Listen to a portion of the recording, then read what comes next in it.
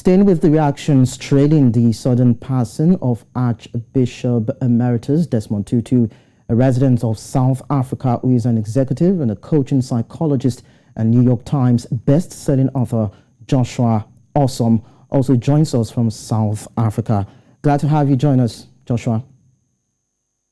It's a great day. Thanks, News Central, for having me. All right, so President Cyril Ramaphosa says Archbishop Desmond Tutu's death marks another chapter of bereavement in the nation's farewell to a generation of outstanding South Africans. Now, what's the mood like in South Africa waking up to this sad news?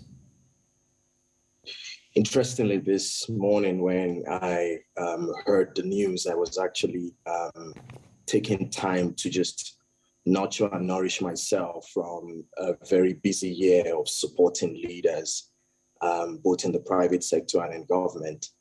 And as I heard the news, I was just trying to come out of my gym. And many people actually, Sunday typically here is a, reflection, relaxation kind of day.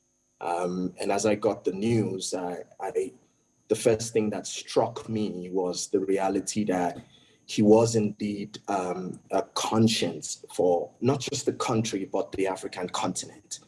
And I asked one or two persons around me, have you heard of Tata Desmond Tutu's passing? And they were like, oh, he's passed.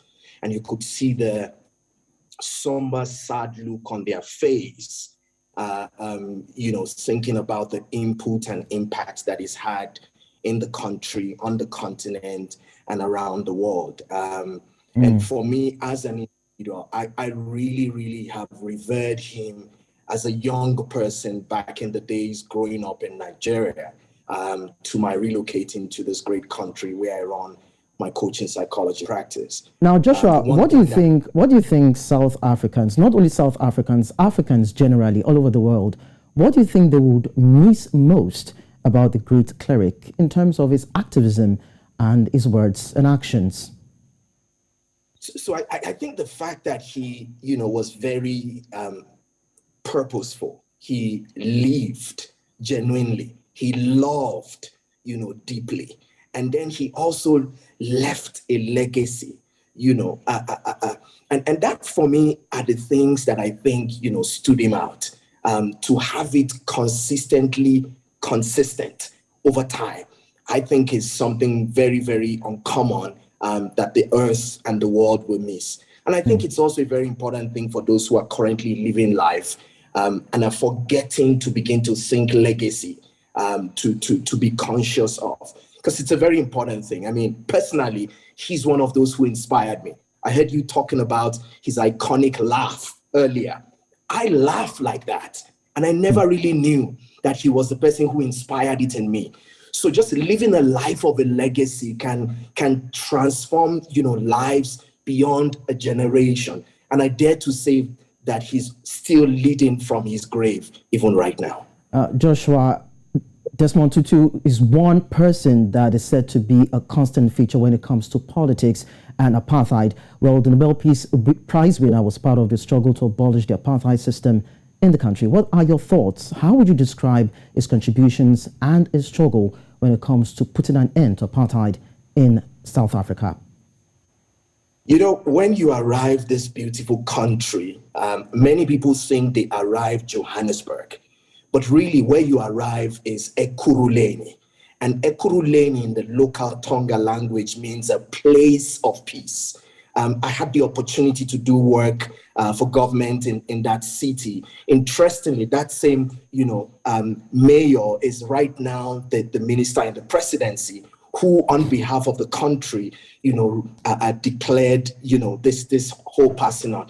And it takes me back to the, life that he lived. When you think of, the whole Codesa walk and the impact of, helping Black, white, colored, Indian, and everyone who lives in this country to be able to come together and the bringing and the birthing of what is called the Rainbow Nation. So that every day, when people begin to think of this beautiful country, you think of a name like,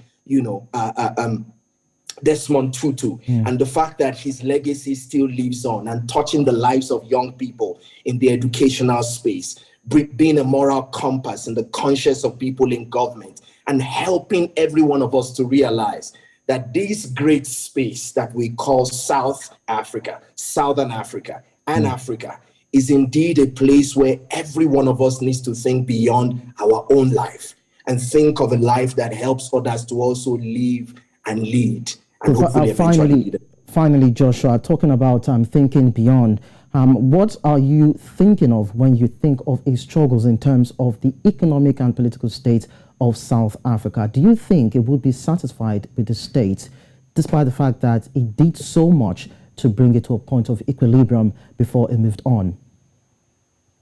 You know, as a coaching psychologist, one of the things that I've come to realize is that you really cannot see from a person's lenses if you are not in that person's shoes.